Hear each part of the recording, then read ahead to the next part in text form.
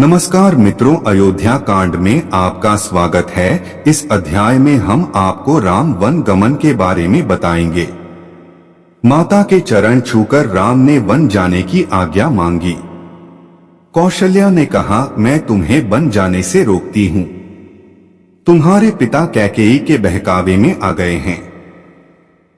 जब तुमने कोई अपराध ही नहीं किया तब वन क्यों जाओ? राजा की आज्ञा अनुचित है, उसे मत मानो। राम ने नम्रता से उत्तर दिया, मां, पिता की आज्ञा मुझे माननी चाहिए और तुम्हें भी माननी चाहिए। उनकी आज्ञा का उल्लंघन करना मेरी शक्ति के बाहर है। अब मुझे वन जाने की अनुमति दो और आशीर्वाद दो। लक्ष्मण से उन्होंने कहा, भैया, भाग्यवश जीवन में ऐसे उलटफेर उतार चढ़ाव आते रहते हैं। इसमें किसी का दोष नहीं, न राजा का और न माता कैकेयी का। भाग्य की बात लक्ष्मण को बिल्कुल अच्छी नहीं लगी। वे तमक कर बोले, भाग्य के भरोसे तो जीना कायरों का काम है। जीवन उसी का सफल है जो अपने भरोसे जीता है। अपने बाहुबल से आप राज सिंहासन पर बैठें। अगर किसी ने विरोध किया तो मैं अयोध्या में आग की वर्षा कर दूंगा। श्री राम ने लक्ष्मण को समझाया, मेरे लिए जैसा राज सिंहासन वैसा ही बन। अधर्म का राज्य मुझे नहीं चाहिए। तुम जो कह रहे हो वह आयों के अनुकूल व्यवहार नहीं है। लक्ष्मण चुप हो गए। कौशल्या रोकर राम से लिपट गई और कहने लगी, जाते ही हो तो मुझे साथ ले चलो। राम ने उन्हें समझा बुझाकर शांत किया और वन जाने की अनुमति मांगी।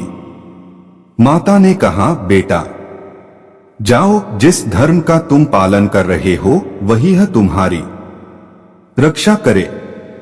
मेरे व्रत पूजन का सब फल तुम्हें मिले, सब दिशाएं तुम्हारे लिए मंगलमय हो। मेरा रोम रोम तुम्हें आशीर्वाद देता है। माता से विदा लेकर राम सीता के पास गए।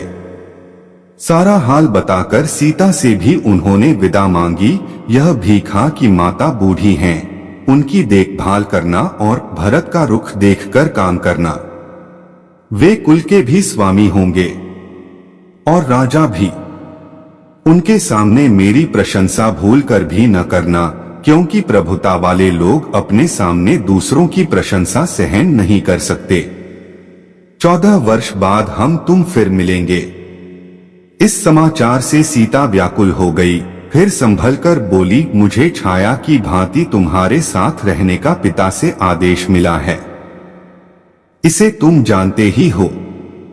मैं भी वन को चलूंगी। राम ने उन्हें बहुत तरह से समझाया बुझाया। जब वे किसी तरह न मानी तो राम ने कहा, तुरंत चलने के लिए तैयार हो जाओ। तभी लक्ष्मण भी वहां आ गए और उन्होंने भी साथ चलने का आग्रह किया। अंत में राम को उन्हें भी साथ चलने की अनुमति देनी पड़ी। लक्ष्मण से उन्होंने कहा, माता से अनुमति लेकर गुरु वशिष्ठ के घर जाओ। वहां से मेरे सुरक्षित दिव्य अस्त्र शस्त्र ले आओ।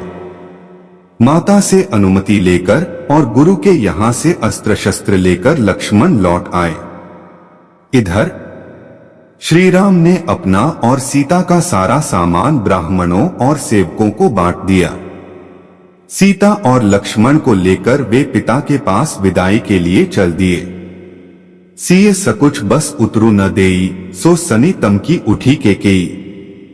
लोग बिकल मुरुछित नर नाहू, काह करिय कछ सूझ न काहू। राम वन गमन का समाचार सारी अयोध्या में फैल चुका था। राम लक्ष्मण और सीता को के महल की ओर जाते देखकर नगरवासी दशरथ और केकेयी को धिक्कारने लगे। उधर राजा महल में राजा दुहक से तड़प रहे थे। उन्होंने कौशल्या और सुमित्रा को अपने पास बुला लिया था। राम ने सबसे विदा मांगी। राजा ने उठने को कोशिश की पर वे गिर पड़े और मूर्छित हो गए। जब उनकी मूर्छा जगी तो राम ने विदा मांगी और कहा, सीता और लक्ष्मण भी मेरे साथ जाने का आग्रह कर रहे हैं। हम लोगों के लिए आप शोक न करें। राजा दशरथ ने कहा, बेटा, कैकेयी ने मेरी मति हर ली है। मुझे पकड़कर बंदी घर में डाल दो और अयोध्या के राजा बन जाओ। राम ने बड़ी नम्रता से कहा, पिताजी, मुझे राज्य लोभ बिल्कुल नहीं है। यदि मैं वन न जाऊं तो आपका वचन भी मिथ्या होगा। रघुकुल की रीति मिट जाएगी। मुझे वन जाने दीजिए। कैकेयी बीच बीच में राजा दशरथ को फटकारती जाती थी। राम को छाती से लगाकर राजा मूर्छित हो गए। इतने में कैकेयी वल्कल वस्त्र ले आई और राम से बोली, लो, इन्हें पहनकर वन को जाओ। राम ने राजसी वस्त्र उतार दिए और वल्कल वस्त्र पहन लिए। सीता को भी कैकेयी ने तपस्विनी के वस्त्र दिए। यह देखकर लोग राजा दशरथ और कैकेयी को तरह तरह से धिक्कारने लगे।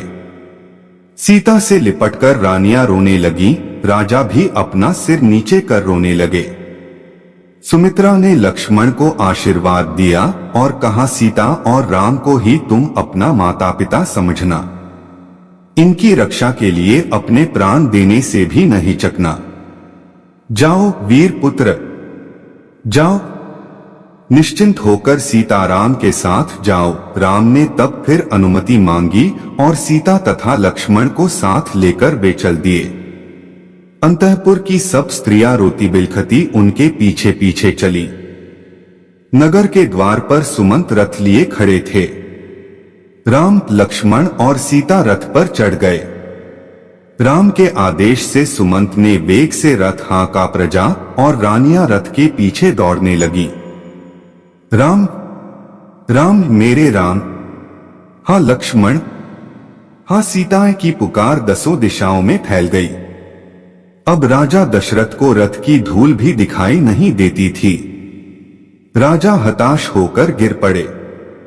रानियां उन्हें उठाकर कौशल्या के भवन में ले गईं। राजा कभी बेसुध हो जाते और कभी राम राम कह चिल्ला उठते। सारी अयोध्या नगरी शोक सागर में डूब गई। घर, बाजार और गलियों में सन्नाटा छा गया। मनुष्यों की तो क्या, पशु पक्षियों ने भी खाना पीना छोड़ दिया। उधर नगरवासियों की एक भारी भीड़ रथ के पीछे पीछे दौड़ रही थी। समझाने बुझाने पर भी जब लोग न लौटे, तब राम लक्ष्मण भी रथ से उतरकर उनके साथ पैदल ही चलने लगे। संध्या होते होते वे तमसा नदी के किनारे पहुंचे और उन्होंने वहीं रात बिताने का निश्चय किया। सीता और राम माता पिता की याद करते हुए त्रिशया पर विश्राम करने लगे। कुछ दूर पर लक्ष्मण धनुष बाण लेकर पहरा देने लगे। सुमंत भी उनके साथ जा बैठे। थके मादे पुरवासी घोर निद्रा में सो गए। पहर रात रहते ही राम उठे और सुमंत से बोले, तात, लोगों का कष्ट मुझसे नहीं देखा जाता। शीघ्र रथ तैयार करो और इस प्रकार रथ हाँको कि जगने पर लोगों को पता न लगे कि रथ किधर गया। सुमंत ने ऐसा ही किया। सवेरा होने पर जब लांगों को आंखें खुली तो देखा कि राजकुमार नहीं हैं। वे इधर उधर दौड़कर उन्हें खोजने लगे। जब कहीं पता न लगा तो निराश होकर नगर को लौट गए।